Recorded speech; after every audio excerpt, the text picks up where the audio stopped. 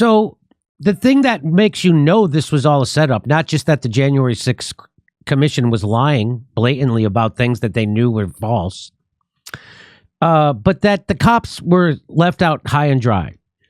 So I've seen other video I can't verify of cops saying that they were set up. Have you seen those videos? I watched that officer. He talks, the one that had the MAGA hat to get through. Yeah, the so crowd. we're going to show that guy. And so here, Tucker is going to focus in on one police officer from the Capitol Police who was in charge of overseeing the transfer of power. Like he was intimately involved with stuff happening in the Capitol. He wasn't just some cop, right? And so he was a leader. And listen to what he has to say. Of the presidential election. If there is anyone at the very heart of the January 6th story, it's former Capitol Police Lieutenant Tarik Johnson. And yet, for some reason, the January 6th committee never called him to testify. My voice was one of the first ones you hear on the audio transmission. So I did expect to get an interview at some time, but no, it didn't happen. So that's how you know it's a show trial. They didn't interview the Secret Service that were driving Trump around. They interviewed people who overheard what the Secret Service said. They didn't interview this guy. What? The first voice you hear? And watch how else he was involved. I guess the focus was on Donald Trump. According to Johnson, no one answered his numerous pleas for help over Capitol Police radio frequency. So they don't want that testimony. They don't want to have this guy sit there, a black man, and tell that committee that I kept asking for backup and nobody would come. I wonder why that was. Not only would no one come, they wouldn't answer. It's, you know why? Because it was a setup. That's why. Also, isn't it odd they're complaining about him showing this? They're not bringing up the security concerns anymore at all? Right? No. That was the whole reason he can't have the tapes, but that's gone now. Johnson says he, quote, didn't hear anything on the radio. According to Johnson, Yogananda Pittman kept vital information about the protests from frontline officers like him. Pittman was the assistant chief of the department in charge of intelligence operations. We should have been better prepared that day, and we could have been better prepared that day if the information was disseminated like it was supposed to be. Once protesters moved inside the building, Johnson's first concern was the safety of senators. His job was to protect them. In rising panic, he called over the radio for direction and assistance. Even now, 2 years later, he is baffled by the response he got. I was requesting permission to evacuate the Senate side, the Senate chambers, because I had a clear line of sight to get them out the Senate door, and I didn't get permission. The dispatcher called a couple times to see if I can get permission.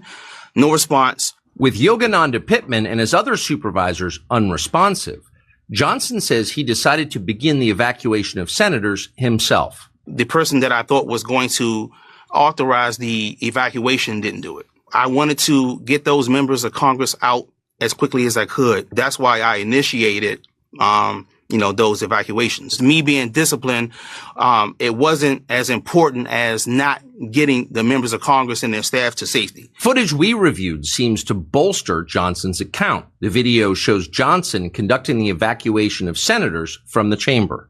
Yet Tarik Johnson was not rewarded for what he did. He was punished. A photo emerged of Johnson wearing a MAGA hat outside the Capitol. That picture cost him his career.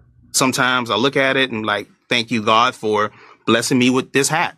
And sometimes I'm like, wow, I wish this hat never came in my life. A Biden voter, Johnson says he donned the hat in an effort to rescue fellow officers he believed were trapped in the building. I figured if I had the hat on, it'd be easier for me to navigate my way through the crowd. It was basically self-preservation and de-escalation, and I needed to get up those steps. I couldn't say what would have happened walking through that crowd without it. But for the crime of wearing a Trump hat, Johnson found himself suspended. Ultimately, he resigned from the force and lost his pension. He now works part-time as a furniture mover. Yogananda Pittman, meanwhile, thrived. 2 days after January 6th. Now, you'd think she would have been disciplined because she's the second in charge of intelligence and didn't communicate to the frontline cops, didn't order more backup, did nothing. She got promoted. Yep. And the guy who did something got demoted and fired. Here we go.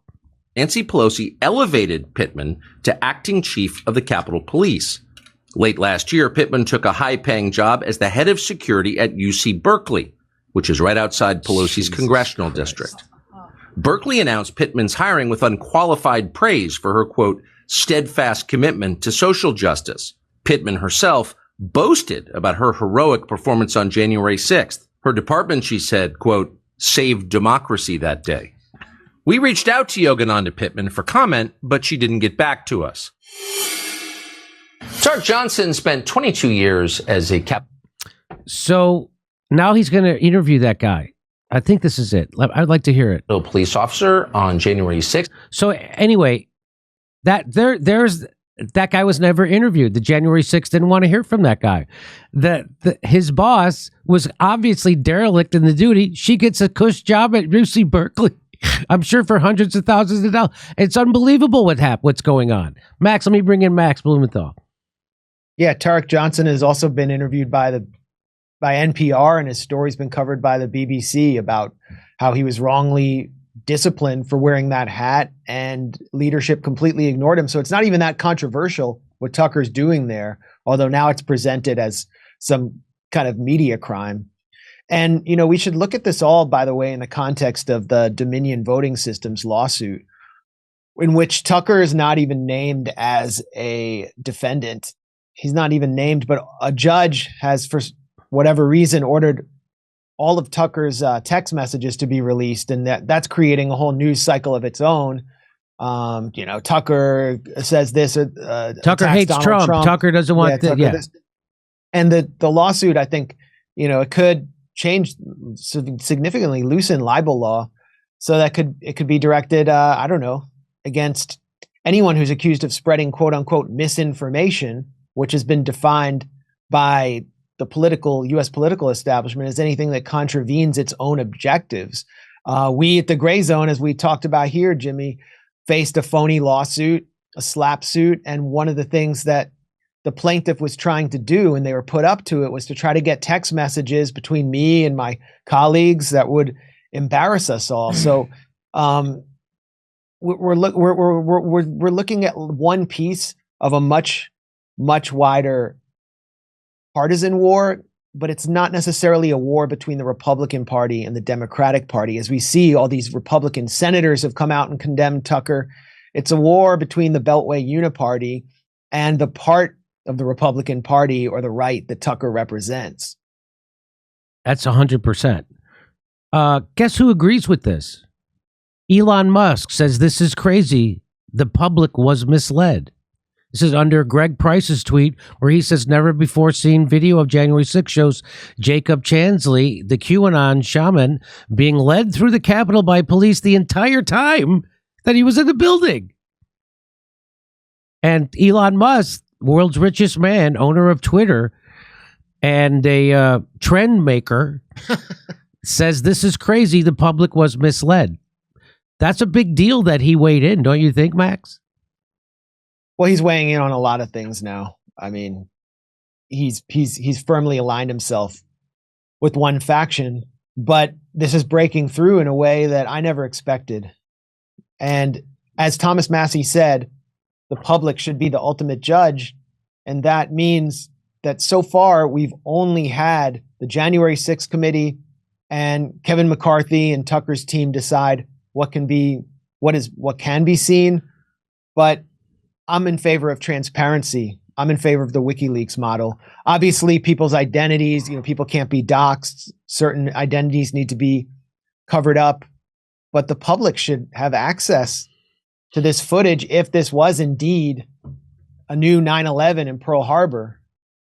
Well, it wasn't. It's kind of reminds me of like the DNC server where we just couldn't find it. Nobody got to look at it ever. If you want to see my stand-up special, become a member at jimmydore.com. It's only $10, and come see our live stand-up comedy in Los Angeles, Palm Springs, Milwaukee, St. Paul, Honolulu, Northampton, Massachusetts, Syracuse, Cohoes, New York, Hartford, and more.